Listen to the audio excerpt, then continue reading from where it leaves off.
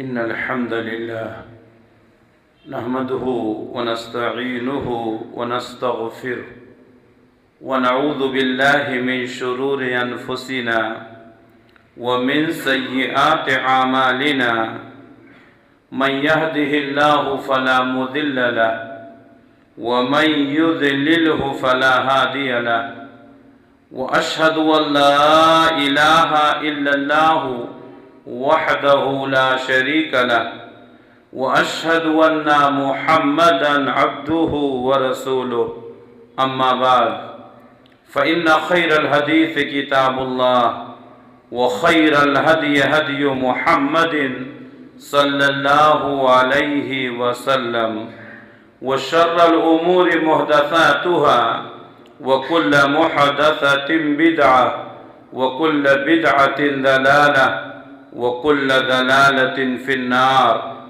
فأعوذ بالله السميع العليم من الشيطان الرجيم بسم الله الرحمن الرحيم قاف والقرآن المجيد بل عجبوا أن جاءهم منذر منهم فقال الكافرون هذا شيء عجيب أإذا متنا وكنا ترابا ذلك رجع بعيد قد علمنا ما تنقص الأرض منهم وعندنا كتاب حفيظ بل كذبوا بالحق لما جاءهم فهم في أمر مريج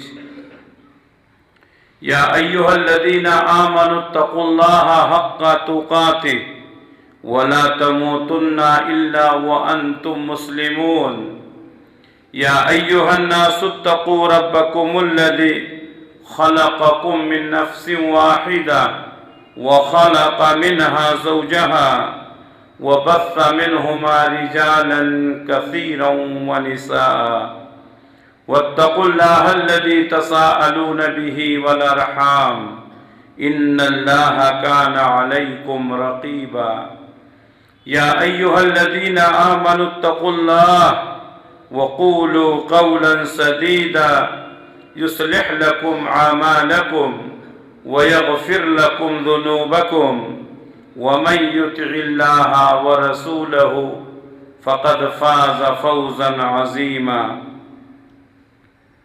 محترم حاضرین، ہر طرح کی تعریف و توصیف، عزت اور بڑائی اس اللہ رب العالمین کے لیے لائق اور زیبا جو سارے جہان کا اکیلا خالق ہے، مالک ہے، حاکم ہے، رازق ہے۔ درود و سلام نازل ہوں اللہ کے تمام نبیوں پر، خصوصاً آخری نبی حضرت محمد مصطفیٰ صلی اللہ علیہ وسلم پر، جو آخری نبی، آخری رسول، آخری پیغمبر بنا کر اس دنیا کے لیے بھیجے گئے، جن کے بعد اب قیامت تک کوئی نبی آنے والا نہیں ہے۔ محترم حاضرین، آج رجب کی 26 تاریخ ہے اور رجب کی 27 تاریخ کے تعلق سے بعض مسلمانوں کا عقیدہ ہے کہ 27 تاریخ کی رات میں اللہ کے نبی صلی اللہ علیہ وسلم کو معراج کرایا گیا۔ اللہ کے نبی نے معراج کیا، یہ حدیث سے ثابت ہے۔ اللہ کے نبی نے معراج کیا، یہ قرآن سے ثابت ہے، لیکن تاریخ کون سی تھی، مہینہ کون سا تھا، حدیث میں اس کا ذکر نہیں ہے۔ اس لیے 27 تاریخ کو شب معراج کے طور پر منانا بدعت ہے۔ اللہ کے نبی صلی اللہ علیہ وسلم نے نہیں منایا، صحابہ کرام نے نہیں منایا، اسلاف نے نہیں منایا، لیکن بعض لوگوں کو دیکھا گیا ہے کہ شب معراج کے نام پر 27ویں رات کو لوگ شب بیداری کرتے ہیں، قرآن کی تلاوت کرتے ہیں۔ اس کا کہیں بھی قرآن و حدیث میں ثبوت نہیں ہے۔ معراج کا جو سب سے بڑا تحفہ ہے وہ نماز کا تحفہ ہے۔ اللہ تعالیٰ نے 50 وقت کی نماز کو فرض کیا، پھر حضرت موسیٰ علیہ السلام کے مشورے سے اللہ کے نبی صلی اللہ علیہ وسلم پھر اللہ کی خدمت میں حاضر ہوئے اور کم کرنے کی سفارش کی، चुनांचे कई बार आए गए और अल्लाह ताला ने 50 वक्त की नमाज को 5 वक्त की कर दिया। फिर अल्लाह ताला ने फरमाया कि आपकी उम्मत नमाज तो 5 वक्त की पढ़ेगी लेकिन उसको सवाब 50 वक्त का मिलेगा। इसलिए जो लोग शब मेराज मनाते हैं या उस दिन शब बेदारी करते हैं, ये बिदअत है। नमाजों की पाबंदी करना, जमात का एहतिमाम करना, ये अल्लाह और उसके रसूल का हुक्म है। अल्लाह से दुआ है कि अल्लाह रब्बुल आलमीन मुझे भी और आप तमाम हजरात को भी जमात की पाबंदी के साथ नमाजें अदा करने की तौफीक इनायत फरमाए। आज के खुतबे जुमा के लिए मैंने जिस मौजू को मुंतखब किया है वो है वसीला की हकीकत। वसीला क्या है? किसी जगह पहुंचने के लिए आदमी जो असबाब और वसाइल अपनाता है उसको वसीला कहते हैं, या किसी का तकर्रुब हासिल करने के लिए जो आदमी तरीका अपनाता है उसको वसीला कहते हैं। वसीला 2 तरह का होता है, दुनियावी भी होता है और दीनी और शरई भी होता है। शरई वसीला वो है जिसके जरिए से अल्लाह का तकर्रुब हासिल किया जाए, जैसे नमाज है, रोजा है, ज़कात है, सदका, खैरात, हज, उमरा, ये सब वसीला है अल्लाह तक पहुंचने के लिए, अल्लाह का तकर्रुब हासिल करने के लिए। दुनियावी वसीला वो है जो हम आमतौर पर इस्तेमाल करते हैं, जैसे किसी से आपको बात करनी है तो आप वसीला के तौर पर मोबाइल का इस्तेमाल करते हैं। ये मोबाइल हमारे और आपके दरमियान रब्त कायम करने का एक वसीला है। आपको कहीं सफर करना है, आप सवारी का इस्तेमाल करते हैं। ये सवारी एक जगह से दूसरी जगह पहुंचाने के लिए यह आपके लिए वसीला है। मैं खुतबा दे रहा हूं, गुफ्तगू कर रहा हूं, आप तक अपनी आवाज पहुंचाने के लिए ये माइक का इस्तेमाल किया है, तो ये माइक क्या है? वसीला है। तो ये दुनियावी वसीला है। आज जो मेरी गुफ्तगू होगी वो दुनियावी वसाइल के एतबार से नहीं होगी, शरई वसाइल। और ये गुफ्तगू मैंने क्यों शुरू की, इस मौजू का इंतखाब क्यों किया, मैं आपको बता दूं कि उम्मत के अंदर एक बड़ा तबका है जो वसीले के ताल्लुक से बदअकीदगी का शिकार है। लिहाजा वसीले की हकीकत को बताना कि कौन सा वसीला जायज और दुरुस्त है और कौन सा वसीला नाजायज और हराम है, ये वक्त की अहम जरूरत है।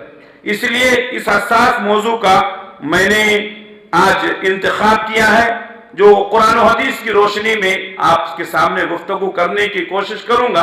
अल्लाह से दुआ है कि अल्लाह ताला मुझे भी और आप तमाम हजरात को भी शरई वसीले को समझने की तौफीक अता फरमाए, जायज और हलाल वसीले को अपनाने की और नाजायज और हराम वसीले से इज्तिनाब करने की तौफीक इनायत फरमाए। अल्लाह तबारक व तआला ने सूरह माइदा में फरमाया, या अय्युहल्लज़ीना आमनुत्तकुल्लाह, ऐ ईमान वालो अल्लाह से डरो, वब्तगू इलैहिल वसीला, और उसके लिए वसीला तलाश करो, उस तक पहुंचने के लिए वसीला तलाश करो। वजाहिदू फी सबीलिही, और अल्लाह के रास्ते में जिहाद करो, लअल्लकुम तुफ्लिहून, ताकि तुम कामयाब हो जाओ। तमाम मुफस्सिरीन का इस बात पर इत्तिफाक है कि अल्लाह तबारक व तआला ने इस आयत में जिस वसीले का जिक्र किया है उस वसीले से मुराद नेक काम का वसीला है। नेक कामों के जरिए से अल्लाह का तकर्रुब हासिल करो। अल्लाह का तकर्रुब हासिल करने के लिए बहुत सारे जराए। अल्लाह के नबी सल्लल्लाहु अलैहि वसल्लम की एक हदीस है, हदीस कुदसी है। हदीस कुदसी का मतलब यह है कि अल्लाह के नबी सल्लल्लाहु अलैहि वसल्लम ने बयान किया, लेकिन अल्फाज किसके हैं? अल्लाह के। अल्लाह ताला ने फरमाया, बंदा मुझसे करीब होता है, और जो सबसे ज्यादा बंदा जिसके जरिए से मुझसे करीब होता है वो फराइज हैं। फराइज का एहतिमाम करना अल्लाह से कुर्बत का बेहतरीन जरिया है। नमाजों का एहतिमाम करें, रोजों का एहतिमाम करें, ज़कात का एहतिमाम करें, अगर हज फर्ज है तो फर्ज हज का एहतिमाम करें। फराइज को अंजाम दे करके हम अल्लाह का तकर्रुब हासिल कर सकते हैं। फिर अल्लाह के नबी सल्लल्लाहु अलैहि वसल्लम ने आगे फरमाया, मेरा बंदा फराइज के अलावा नवाफिल से भी मेरा तकर्रुब हासिल करता है, तो फर्ज नमाजों के अलावा नवाफिल का भी एहतिमाम करें। فرض روزوں کے علاوہ نوافل روزوں کا بھی اہتمام کریں، فرض زکوٰۃ کے علاوہ نفلی صدقات و خیرات بھی کریں۔ یہ اللہ کا قرب حاصل کرنے کے لیے، اللہ کا تقرب حاصل کرنے کے لیے سب سے بہترین ذریعہ ہے۔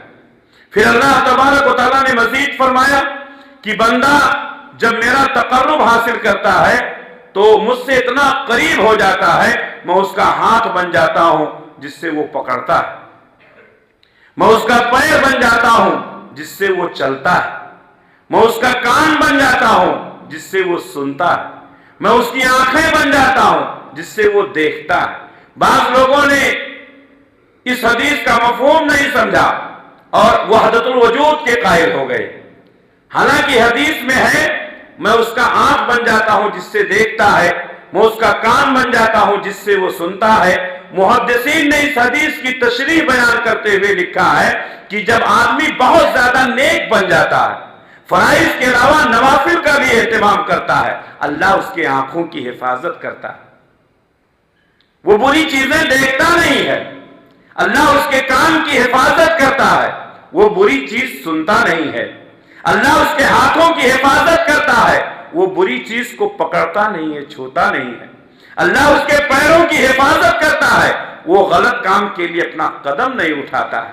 لوگوں نے حدیث کا مفہوم نہیں سمجھا، وحدت الوجود کے قائل ہو گئے اور شریعت اسلامیہ کی اصلی تعلیمات سے بھٹک گئے۔ اللہ ہم سب کی حفاظت فرمائے۔ تو اس آیت میں اللہ تعالیٰ نے جس وسیلے کا ذکر کیا ہے وہ ہے نیک اعمال کا وسیلہ۔ ہم اللہ سے قریب ہونا چاہتے ہیں، زیادہ سے زیادہ نیک عمل کریں، زیادہ سے زیادہ فرائض کا اہتمام کریں۔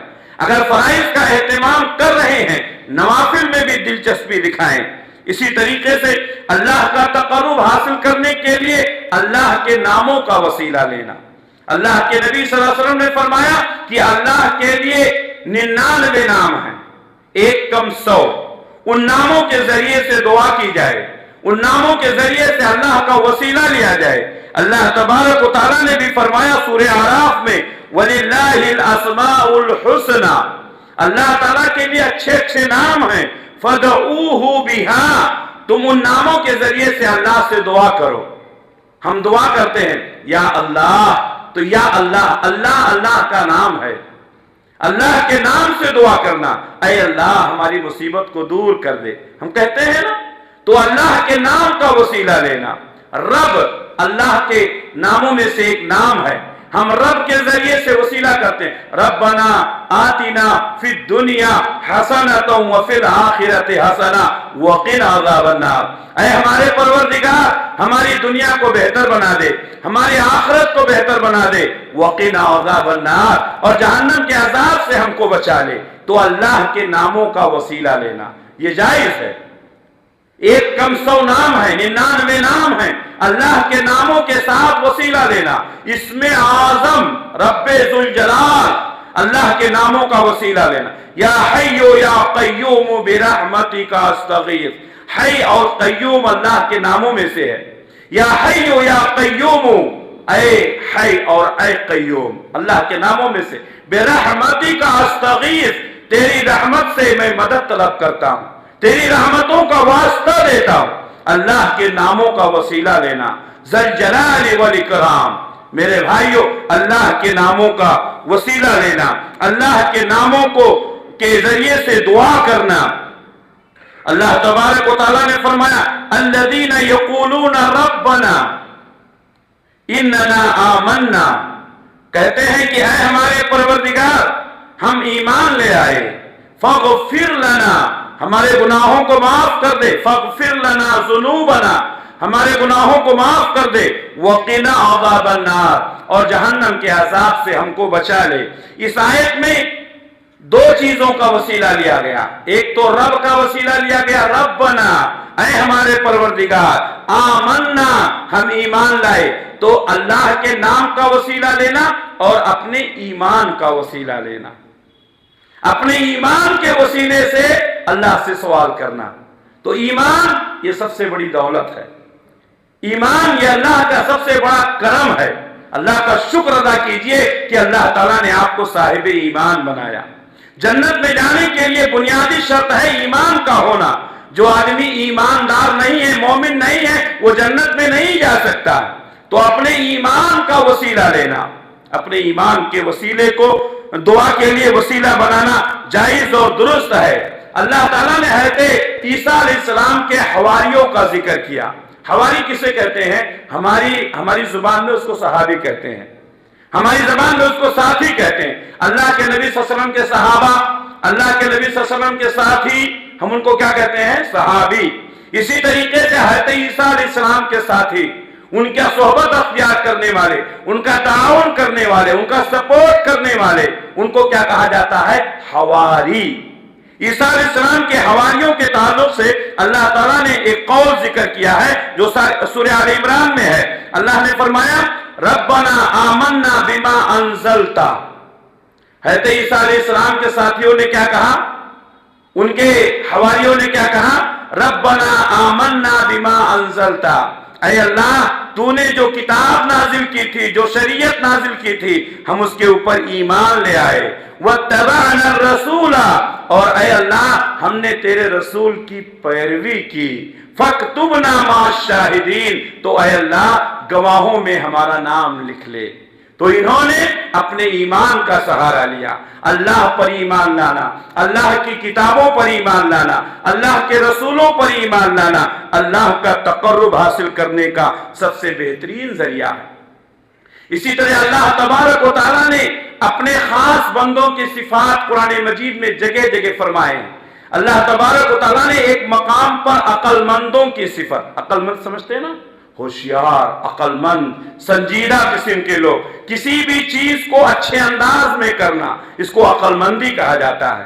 تو اللہ تبارک و تعالیٰ نے عقل مندوں کی نشانیاں بیان کرتے ہوئے سورہ آل عمران میں فرمایا ربنا اننا سمعنا منادیا، اے ہمارے پروردگار ہم نے ایک منادی کرنے والے کو سنا، ینادی للایمان ان آمنو، وہ منادی کر رہا تھا، آواز دے رہا تھا کہ لوگوں اللہ کے اوپر ایمان لے آؤ۔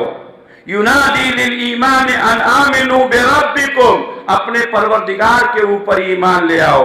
فآمنا، اے اللہ ہم ایمان لے آئے۔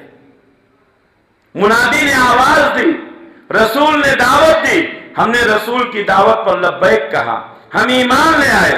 فاغفر لنا ذنوبنا، اے اللہ ہمارے گناہوں کو معاف کر دے۔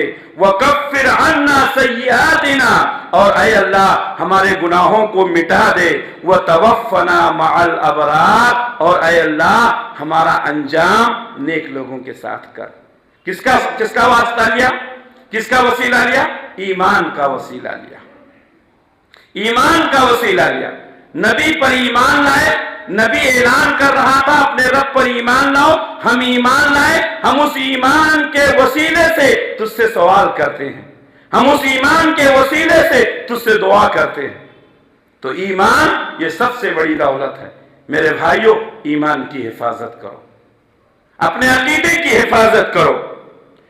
نیک اعمال کا وسیلہ لینا، اس سلسلے میں اللہ کے رسول صلی اللہ علیہ وسلم کی وہ مشہور حدیث جو صحیح بخاری صحیح مسلم میں ہے، اللہ کے نبی صلی اللہ علیہ وسلم نے فرمایا پہلے زمانے میں 3 لوگ کہیں جا رہے تھے، راستے میں بارش ہونے لگی، ان تینوں نے ایک غار میں پناہ لیا، پہاڑ کے ایک غار میں انہوں نے پناہ لیا۔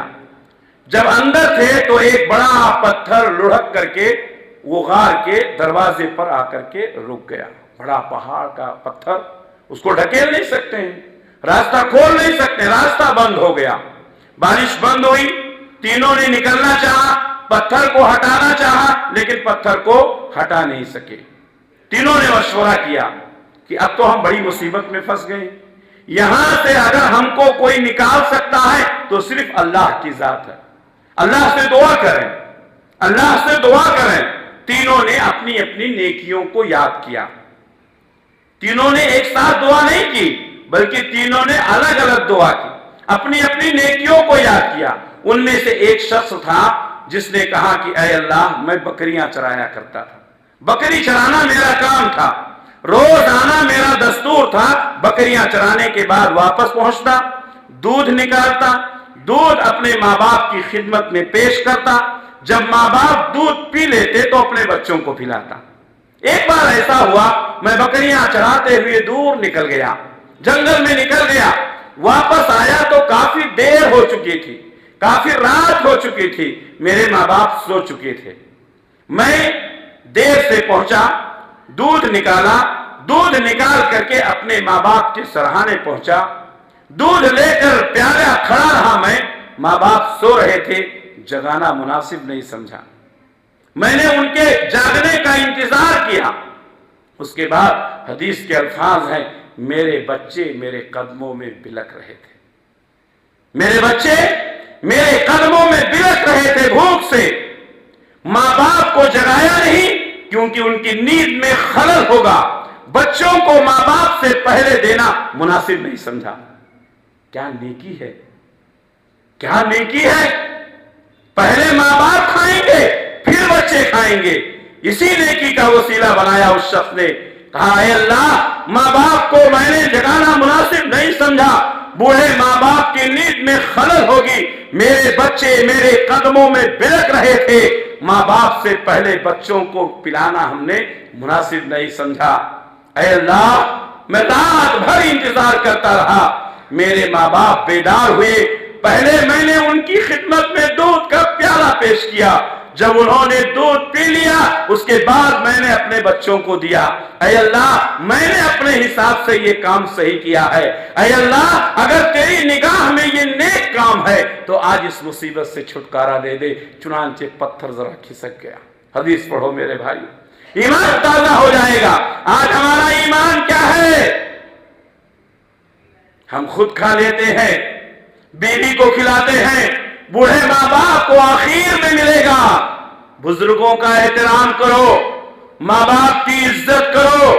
माँ बाप अगर चारपाई पर पड़े हुए हैं, घर में रहमत पड़ी हुई है। प्यारे नबी सल्लल्लाहु अलैहि वसल्लम ने फरमाया, वो शख्स बड़ा बदनसीब है जिसके घर जन्नत आई और वापस चली गई। सहाबा ने पूछा कि है अल्लाह के रसूल, क्या मतलब? कहा, बूढ़े माँ बाप तुम्हारे घर में जन्नत की शक्ल में है, उनके चेहरों को देख करके उनका वजूद तुम्हारे लिए रहमत है, अल्लाह ताला उनके वजह से तुम्हारे घरों में रहमतों का नुज़ूल करता है।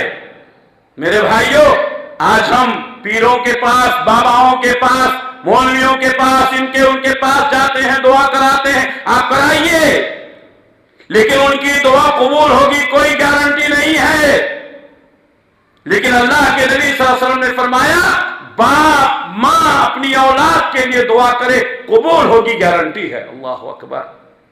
ना सिर्फ दुआ, बल्कि माँ बाप अगर बद्दुआ करें तो भी कबूल हो जाती है। अल्लाह अकबर। जुरैश का वाकया मैंने इससे पहले बताया है। माँ बाप ये अल्लाह की बहुत बड़ी रहमत है। बदनसीब हैं वो लोग जो अपने माँ बाप की इज्जत करके जन्नत ना कमा सकें।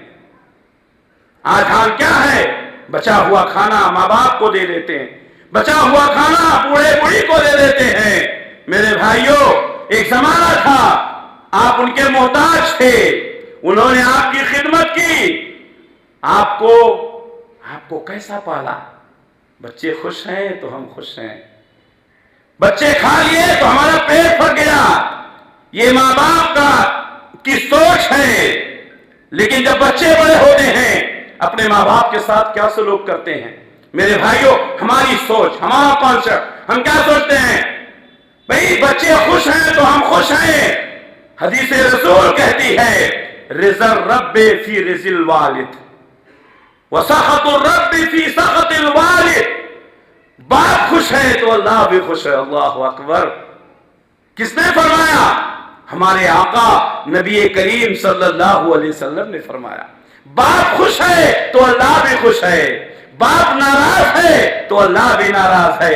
हम लोगों को खुश करने में रह जाते हैं, अपने माँ बाप को खुश नहीं कर पाते हैं। मेरे भाइयों, यही माँ बाप हैं जिन्होंने आपके लिए क्या क्या नहीं किया। उस शख्स ने कहा, ऐ अल्लाह, मैंने अपने बच्चों को माँ बाप से पहले पिलाना मुनासिब नहीं समझा, माँ बाप नींद में थे, जगाना मुनासिब नहीं समझा, रात भर दूध का प्याला लिए खड़ा रहा, जब माँ बाप बेदार हुए मैंने पहले उनको पिलाया, फिर अपने बच्चों को पिलाया।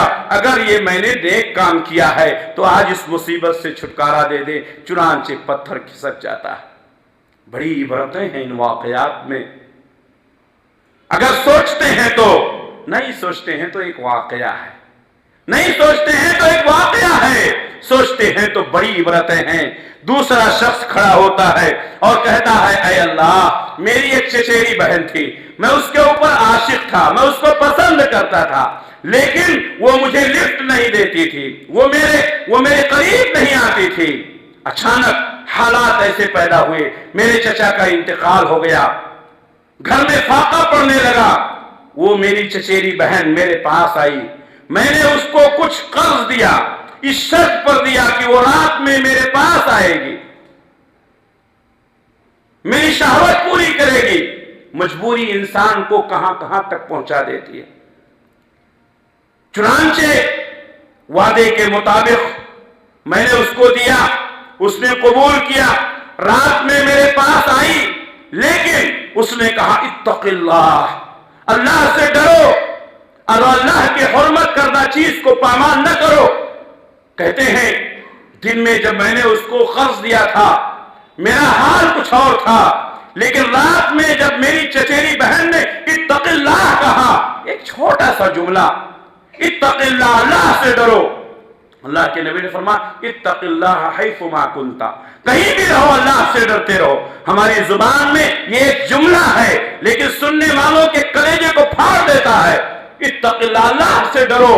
کہتے ہیں میں نے اس کی آواز کو سنا، میرے رونگٹے کھڑے ہو گئے. میں نے کہا دور ہو جا مجھ سے، اور جو میں نے تجھے قرض دیا تھا وہ میں نے معاف کر دیا. میرے بھائیوں، اگر دل سے بات کی جائے، دل سے گفتگو کی جائے، اصلاح کا جذبہ ہو، ہمدردی کا پہلو ہو، تو بات صرف کان میں نہیں جاتی ہے، کان کی سوراخوں سے ہوتے ہوئے دل میں اتر جاتی ہے. کان کے سوراخوں سے ہوتے ہوئے دل میں اتر جاتی ہے. میرے بھائیوں، اس لڑکی نے صرف ایک جملہ کہا اتق اللہ، اللہ سے ڈرو. کہتے ہیں میں نے اس کو چھوڑ دیا، میں نے قرض معاف کر دیا. دل سے جو بات نکلتی ہے اثر رکھتی ہے، دل سے جو بات نکلتی ہے اثر رکھتی ہے، پر نہیں طاقت پرواز مگر رکھتی ہے. میرے بھائیوں، اگر دل سے گفتگو کی جائے، ہمدردی کا جذبہ ہو تو لوگ ضرور قبول کریں گے. چنانچہ اس شخص نے کہا اے اللہ، اگر تیری نگاہ میں نے یہ نیک کام کیا ہے تو آج اس مصیبت سے چھٹکارا دے دے. چنانچہ پتھر اور کھسک جاتا ہے، لیکن ابھی اتنا نہیں نکلا کہ تینوں نکل جائیں. تیسرا شخص کھڑا ہوتا ہے، کہتا ہے اللہ، میں کام کروا رہا تھا، مزدوروں کو رکھے ہوئے تھا، سارے مزدوروں کو میں نے مزدوری دی، مزدور چلے گئے، ایک مزدور نے اپنی مزدوری نہیں لی. وہ کہا کم ہے. میں نے اس کو دیا لیکن وہ نہیں لیا، چھوڑ کر چلا گیا. میں نے اس کی مزدوری کو، اس کے غلے کو میں نے استعمال میں لایا، اس کی کاشتکاری کی، اور اللہ نے اس میں بڑی برکت دی. اللہ تو جانتا ہے. پھر اس میں بڑی بڑھوتری ہوئی، بہت سارے غلے ہو گئے، ریوڑ ہو گئے. ایک مدت کے بعد وہ شخص واپس آیا اور کہا ایک دن کی مزدوری میری باقی ہے اور میں آپ کے پاس اس لیے آیا ہوں کہ میری مزدوری دے دیجئے. کہتے ہیں میں نے کہا یہ سارا ریوڑ اور یہ غلے تمہارے ہیں، لے جاؤ.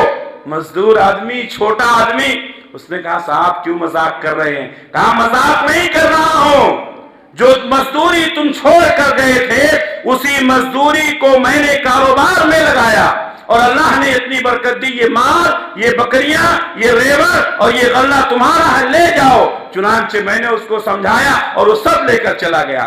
میرے بھائیوں، آج ہمارا حال کیا ہے؟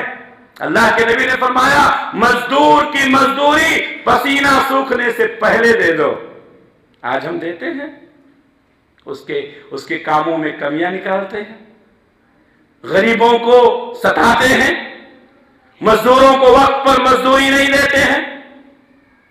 اس شخص نے بڑھا چڑھا کر دیا، پھر کہتا ہے اللہ اگر میں نے یہ نیکی کی ہے تو آج اس مصیبت سے چھٹکارا دے دے. چنانچہ پتھر اور کھسک جاتا ہے، تینوں نکل جاتے ہیں. تینوں نے مصیبت میں کس کو یاد کیا؟ اللہ کو یاد کیا. وسیلہ کس کا لیا؟ اپنی نیکیوں کا لیا. اسی لیے میں کہتا ہوں کچھ نیکیاں ایسی کرو جو صرف آپ کو معلوم ہو، آپ کے اللہ کو معلوم، کسی کو نہ معلوم، بیوی بچوں کو بھی نہ بتائیں۔ میرے بھائیوں، ہماری بیوی، ہمارے بچے ہمارے مرنے کے بعد کیا کریں گے ہمارے ساتھ؟ ان کو تو خود کی اپنی فکر رہتی ہے۔ اپنی زندگی میں اپنی آخرت کا سامان تیار کریں، اپنی زندگی میں اپنے آخرت کے لیے کچھ کر کے جائیں۔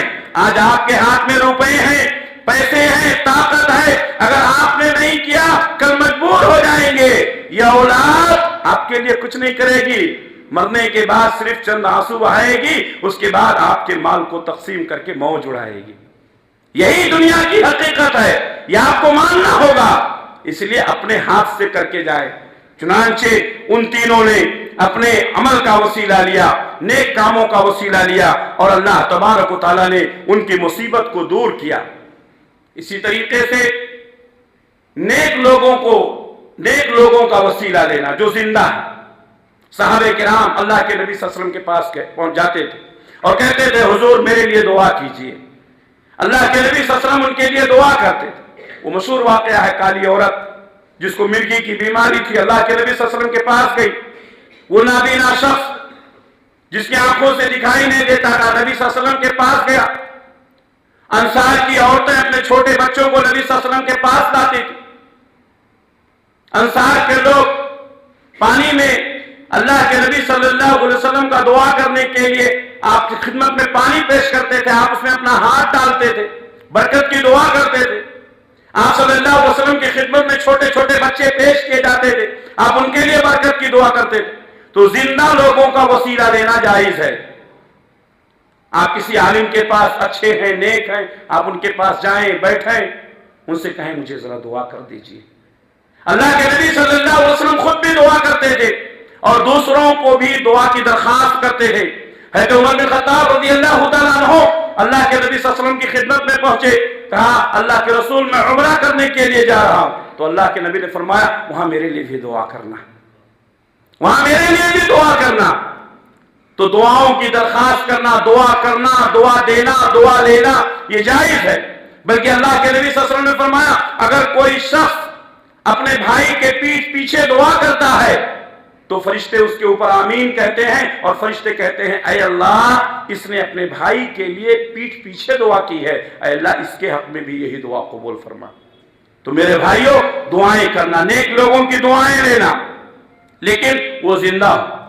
مردوں کا وسیلہ لینا، مردوں سے دعائیں کرنا، قبروں پر حاضری دینا، مزاروں پر حاضری دینا، جیسا کہ بہت سارے لوگ کہتے ہیں، آپ ان سے کہیں گے کہ بھئی آپ مزاروں پر کیوں جاتے ہیں، آپ قبروں پہ کیوں جاتے ہیں، تو کہتے ہیں نہیں یہ قبر والے کی ہم پوجا نہیں کرتے ہیں، ہم ان کے پاس اس لیے آتے ہیں کہ یہ بڑے نیک لوگ تھے، بڑے اچھے لوگ تھے، تاکہ یہ ہم کو اللہ سے قریب کر دیں، اللہ سے قریب کر دیں۔ ہر قبوری کا جواب یہی ہے، ہر مزاری کا جواب یہی ہے کہ ہم ان کی عبادت نہیں کرتے ہیں، ہم ان کے پاس اس لیے آتے ہیں، ہم نے ان کو وسیلہ بنایا ہے تاکہ یہ ہم کو اللہ کے قریب کر دیں۔ میرے بھائیوں، پہلی بات تو یہ کہ اللہ کو وسیلے کی ضرورت نہیں ہے۔ اللہ نے فرمایا نحن اقرب الیہ من حبل الورید، ہم اس کی شہ رگ سے بھی زیادہ قریب ہیں، ہم اس کی شہ رگ سے بھی زیادہ قریب ہیں۔ آپ سجدے میں دعا کریں اللہ قبول کرے گا۔ ان لوگوں نے غار میں دعا کی، اللہ نے قبول کیا۔ حضرت یونس علیہ السلام نے مچھلی کے پیٹ میں دعا کی، اللہ نے قبول کیا۔ حضرت موسیٰ علیہ السلام نے پہاڑ کی چوٹی پر دعا کی، اللہ نے قبول کیا۔ میرے بھائیو، اللہ دعاؤں کو قبول کرتا ہے۔ مثال دیتے ہیں، جج سے ملنے کے لیے وکیل کی ضرورت پڑتی ہے، یہ دنیا کی مثال ہے۔ اوپر جانے کے لیے سیڑھی کی ضرورت پڑتی ہے۔ کم عقل، بد دماغ، جن کو شریعت کا علم نہیں، جن کو حدیث کا علم نہیں، جن کو قرآن کا علم نہیں ہے، شریعت کو دنیاوی اعتبار سے تولنے کی کوشش کرتے۔ شریعت الگ ہے، دنیا الگ ہے، دنیا کو شریعت میں ملایا نہیں جا سکتا ہے۔ حضرت علی رضی اللہ تعالیٰ عنہ کا وہ جملہ ہمیشہ یاد رکھیں، اگر دین عقل کی بنیاد پر ہوتا، اگر دین عقل کی بنیاد پر ہوتا تو عقل کہتی ہے کہ موزے پر مسا نیچے کرنا چاہیے، عقل کہتی ہے موزے پر مسا نیچے کرنا چاہیے، لیکن دین کہتا ہے، شریعت کہتی ہے موزے پر مسا اوپر کرنا ہے۔ ہے کہ نہیں؟ تو شریعت کو ہم عقل پر نہیں تول سکتے ہیں. جن لوگوں نے شریعت کو عقل پر تولنے کی کوشش کی وہ گمراہ ہو گئے. اس لیے میرے بھائیوں، اللہ کا حکم ہے ہمیں ماننا ہے، نبی کا حکم ہے ہمیں ماننا ہے. مردوں کا وسیلہ نہیں لیا جا سکتا ہے. حضرت عمر بن خطاب رضی اللہ تعالیٰ عنہ کا وہ واقعہ یاد رکھیں، صحیح بخاری کی حدیث ہے. ایک بار قحط سالی پڑ گئی، دعا کے لیے نکلے، اور حضرت عمر بن خطاب رضی اللہ تعالیٰ عنہ امیر المومنین ہیں، اللہ سے دعا کرتے ہیں، اے اللہ جب تک ہمارے درمیان تیرے نبی موجود تھے، تیرے نبی کے وسیلے سے ہم دعا کرتے تھے، اور تو ہم کو سیراب کیا کرتا تھا، خوب پانی برساتا تھا، لیکن اے اللہ اب ہمارے درمیان نبی نہیں ہے. نبی کے چچا ہیں حضرت عباس بن عبد المطلب، ہمارے بزرگ ہیں، اے اللہ ہم ان کے وسیلے سے، ان کے ذریعے سے تجھ سے دعا کرتے ہیں. صحابہ کرام آمین کہتے تھے، اور میرے بھائیو اللہ خوب پانی برساتا تھا. یہ واقعہ بتا رہا ہے اگر مرنے کے بعد کسی کا وسیلہ لینا جائز ہوتا تو حضرت عمر بن خطاب رضی اللہ تعالیٰ عنہ حضرت عباس کا وسیلہ لینے کے بجائے نبی کا وسیلہ لیتے. لیکن انہوں نے کیا کہا؟ جب تک نبی باحیات تھے ہم ان کا وسیلہ لیتے تھے، لیکن اب نبی ہمارے درمیان نہیں ہے، اس لیے نبی کے چچا کے وسیلے سے تجھ سے سوال کرتا ہوں. بہت سارے لوگ کیا کرتے ہیں؟ دعا میں نبی کا وسیلہ ہے، بڑی بہترین دعا کرتے ہیں، لمبی چوڑی دعا کرتے ہیں، آخر میں کیا کہتے ہیں؟ اے اللہ تیرے نبی کے صدقے طفیل میں قبول فرما. نہیں میرے بھائی، شرک ہے، نہیں کرنا چاہیے. گزرے ہوئے لوگوں کے نام کا وسیلہ لینا صحیح نہیں ہے. صحابہ کرام کا طرز عمل ایسا نہیں تھا.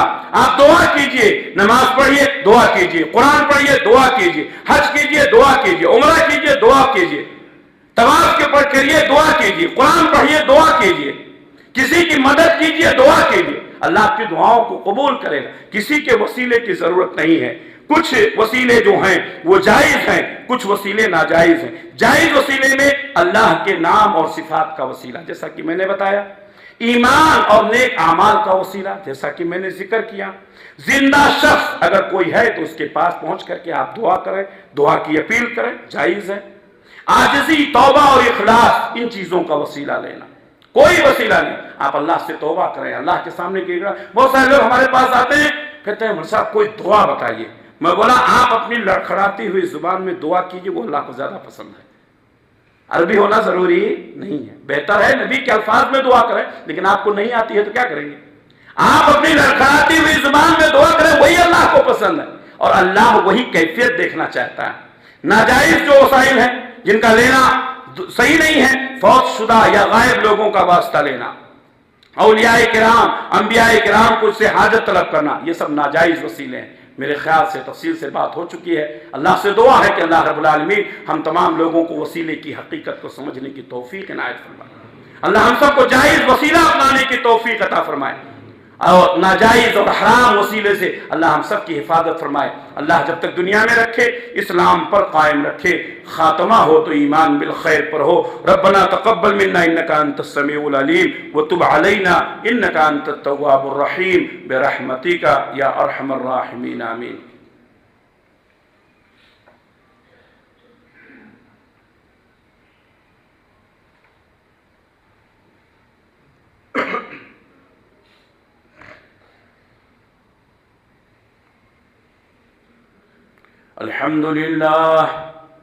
الحمد لله نحمده ونستعينه ونستغفر ونعوذ بالله من شرور أنفسنا ومن سيئات أعمالنا. من يهده الله فلا مضل له ومن يضلله فلا هادي له. وأشهد أن لا إله إلا الله وحده لا شريك له وأشهد أن محمدا عبده ورسوله. أما بعد فإن خير الحديث كتاب الله وخير الهدي هدي محمد صلى الله عليه وسلم وشر الأمور محدثاتها وكل محدثة بدعة وكل بدعة ضلالة وكل ضلالة في النار. فأعوذ بالله السميع العليم من الشيطان الرجيم. بسم الله الرحمن الرحيم. إن الله وملائكته يصلون على النبي يا أيها الذين آمنوا صلوا عليه وسلموا تسليما.